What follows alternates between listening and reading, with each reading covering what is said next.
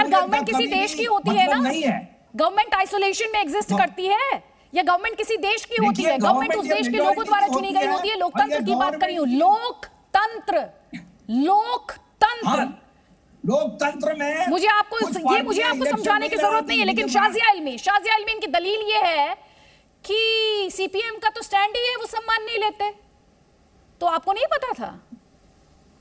नहीं, मुझे लगता है बालचंद्र जी को शायद मालूम नहीं कि उनका स्टैंड क्या है। वो ये भी कह रहे हैं कि ये सीपीएम का स्टैंड और सीपीआई और सीपीएम का स्टैंड है, और ये भी कह रहे हैं कि अवार्ड वापसी का जो पहले अभियान चला था ये उसके समर्थन में भी है। मैं आपको बता दूं, हमारे देश में लोकतंत्र है, जो जाहिर सी बात है कम्युनिस्ट पार्टी नहीं समझ पाएगी और ना ही समझना चाहेगी, क्योंकि इस तरह की आपकी सोच नहीं है।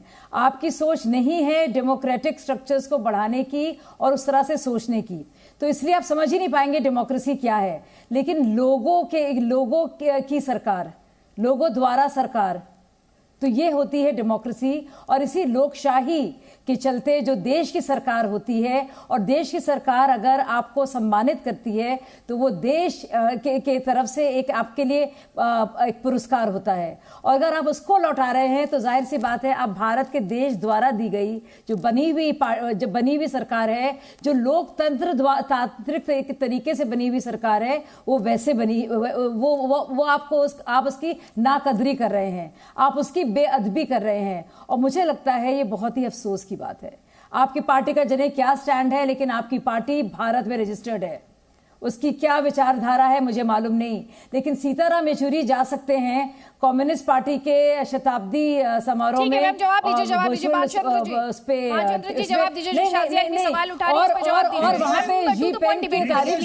बालचंद्र जी जवाब दीजिए।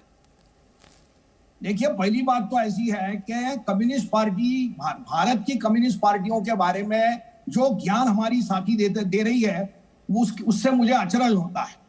1952 में जब हमने पहले इलेक्शन लड़ाया, उसी टाइम इस देश की घटना, आज रिपब्लिक डे है, घटना स्थापना का दिन है, तो हमने घटना को मान्यता देते हुए इलेक्शन लड़ाए हैं। और भारतीय कम्युनिस्ट पार्टी हमेशा लोकतांत्रिक तरीके से सरकार है ना, तो आप इसको मुझे बोलने दीजिए आप।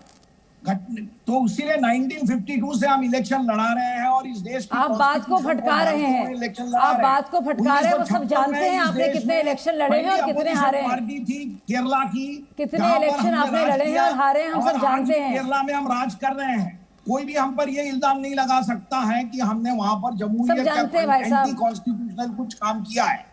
तो ये पहले समझ लेना चाहिए। क्या पूछ रही हूँ, बता रही थी, मेरा जो सवाल है वो राजनीतिक नहीं है, देश की मेरा सवाल आपसे राजनीतिक नहीं है। शाजिया इल्मी, आप अपना आर्गुमेंट कंक्लूड कर लीजिए मैम, प्लीज 30 सेकंड्स में। गजेंद्र साखला भी हमारे साथ है, प्लीज जल्दी please sir, to the point रहिएगा सर, टू द पॉइंट रहिए, ताकि दर्शकों को भी क्लैरिटी मिले कौन कितने पानी में, किस पार्टी का क्या स्टैंड है। जल्दी शाजिया इल्मी 30 सेकंड्स प्लीज, आप अपनी बात पूरी कर लीजिए, क्योंकि उस समय मैंने आपको इंटरप्ट किया था। देखिए, बहुत ही अफसोस की बात है कि गुलाम नबी आजाद को जब दिया गया पुरस्कार तो कहा गया वो और जब बुद्धदेव जी ने मना किया तो कहा गया कि वो आजाद है, गुलाम नहीं है।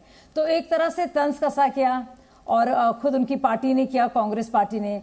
आप ये देखिए, ये एक पार्टी है भारतीय जनता पार्टी, जो और पार्टियों के जो सीनियर्स हैं, वरिष्ठ नेता है, उनको सम्मान देती है। तो गुलाम नबी आजाद के अलावा भी आप दूसरों को सम्मानित करेंगे कांग्रेस पार्टी से? आज ये भी सवाल पूछा गया शाजिया इल्मी। वो बिल्कुल, और हम करते आए हैं, लगातार हम करते आए हैं। गुलाम नबी आजाद पूरी तरह से कांग्रेस पार्टी में है, और हमने उनका सम्मान किया है। गजेंद्र साखला जी, उसमें कहीं कमी नहीं है। साखला जी, सम्मान से खुश हैं? सम्मान से खुश हैं? अब आप देखिए, सुभाष चंद्र बोस जी को देखिए, अगर किसी भी व्यक्ति को उनकी राजनीतिक जीवन की कोशिश कर रहे थे ये लोग, राजनीतिक जीवन का जो योगदान है, उस योगदान को मानते हुए सरकार सम्मानित करती है, तो निश्चित रूप से ये सम्मान धन्यवाद के पात्र है। तो कांग्रेस पार्टी की तरफ से किस किस के द्वारा बधाई दी गई है गुलाम नबी साहब को? वो अलग अलग बात है, अलग अलग व्यक्ति है, कोई बधाई देगा, कोई बधाई के साथ में कुछ सवाल खड़े करेगा, कोई बात कहेगा। हर एक आदमी को अपनी बात कहने का अधिकार है।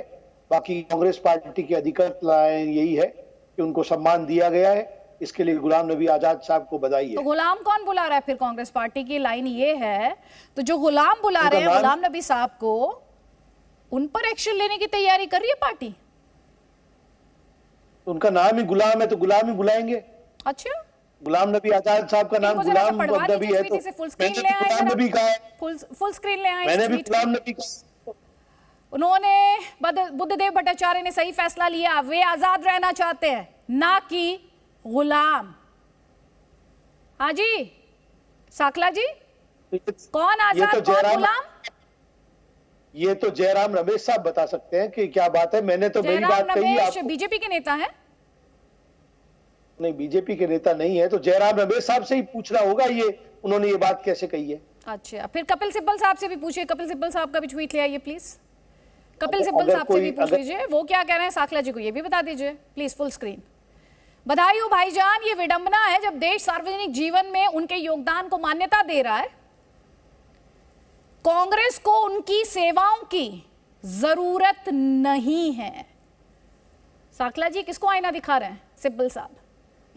ये तो कपिल सिब्बल साहब का बयान है, और कपिल सिब्बल साहब ने अगर ये बात कही है तो ये उनसे पूछा जाना चाहिए कि उन्होंने बात क्यों कही। गुलाम नबी आजाद तो आज भी कांग्रेस में और हमेशा कांग्रेस में लंबे समय तक उनकी सेवाएं रही है। कांग्रेस को उन्होंने नेतृत्व दिया है और कांग्रेस की बात को हमेशा देश के पटल के सामने। चलिए अब एक और देखते हैं, अब एक और ट्वीट दिखाते हैं आपको दो कांग्रेस के नेताओं का ट्वीट दिखा, अब तीसरा देखिए। जन सेवा के लिए पद्म भूषण से सम्मानित होने पर मैं गुलाम नबी आजाद को बधाई देता हूं, वो इस सम्मान के उचित हकदार है। मैंने भी तो यही बात ही कही है। सुन लीजिए।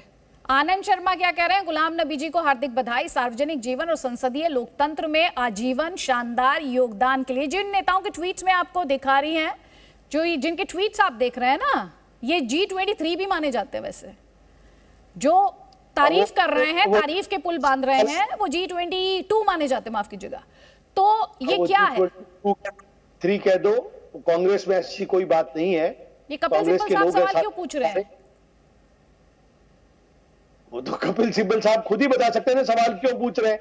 तो सर सवाल का जवाब तो आप भी देंगे ना अगर आप इस डिस्कशन में आए तो। इतना लंबा उनके जीवन का योगदान है, पार्टी के अंदर मुख्यमंत्री रहे हैं और वो अपोजिशन के लीडर भी रहे हैं। अच्छा, और राज्यसभा के करना मुमकिन नहीं है, आज आप डिफेंड नहीं कर पा रहे हैं। ये जयराम रमेश को गुलाम क्यों दिखाई दिए, गुलाम नबी आजाद? आपसे ये समझना चाह रही थी मैं। वो तो अदिति जी वो ही बता सकते हैं कि उनको, मैं तो ये कह सकता हूं उनके नाम में गुलाम। कोई ट्वीट आया क्या सर? जी, राहुल गांधी का कोई ट्वीट आया क्या? वो आएगा तो मुझसे पहले आपको पता लगेगा। नहीं सर, तो कांग्रेस पार्टी आपके हिसाब से खुश है, सेलिब्रेट कर रही, तो कोई तो ऐसा ट्वीट दिखा दीजिए, पार्टी प्रेसिडेंट का कुछ रिएक्शन आया हो, क्योंकि मैंने देखा नहीं, मिस किया हो, आप बता दें मुझे। अभी कुछ लीडर्स का आपने बताया जिन्होंने धन्यवाद दिया है, बधाई दी है, उनके योगदान के लिए तारीफ की है, तो निश्चित रूप से अगर आपके पास किसी भी सवाल का सर आज जवाब नहीं है, आपके पास किसी भी सवाल का जवाब नहीं है कि कांग्रेस पार्टी के अपने ही नेता जब ये सवाल पूछते हैं, कांग्रेस पार्टी के ही अपने नेता जब ये सवाल पूछते हैं कि कांग्रेस पार्टी में सम्मान नहीं मिल पा रहा लेकिन देश में सम्मान हो रहा है, तो आपके पास जवाब नहीं है। आपके पास कोई जवाब नहीं है। कहते हैं आप जाइए मनीष तिवारी से पूछिए, आप जाइए जयराम रमेश से पूछिए, आप जाइए कपिल सिब्बल से पूछिए, आप उनसे पूछिए कांग्रेस पार्टी की भी कोई ऑफिशियल लाइन होती है कि नहीं होती है, और कांग्रेस पार्टी के नेता कांग्रेस में घमासान क्यों मचा है? आपसे सीधा सवाल पूछ रही हूँ, जवाब नहीं दे रहे हैं आप मुझे। ठीक है बालचंद्र जी वापस उसी सवाल पर आते हैं। ठीक है सर, जवाब दीजिएगा। बादल देवनाथ आपको फ्लो दूंगी मैं, प्लीज फ्लो दूंगी, और उसके बाद आप नीचे अवस्थी का भी कमेंट लूंगी। बालचंद्र जी हाँ बोलिए। देखिए, गुलाम नबी आजाद ये कांग्रेस के मेंबर है और कांग्रेस पार्टी जमहूरियत को मानती है, तो कुछ लोगों को पसंद आया होगा, कुछ लोगों को नहीं आया होगा, वो उनका आपसी सवाल है। मुझे ये लगता है कि गुलाम नबी आजाद का 370 के बारे में क्या ओपिनियन है, ये आज पूछने की जरूरत है, क्योंकि हमको बताया गया कि जो कोई भी 370 को विरोध करता है वो देश का देशद्रोही है। तो मुझे ये जानना आज इंटरेस्ट है कि गुलाम नबी आजाद का 370 के बारे में ओपिनियन बदल गया क्या, ये मैं पूछना चाहूंगा आज।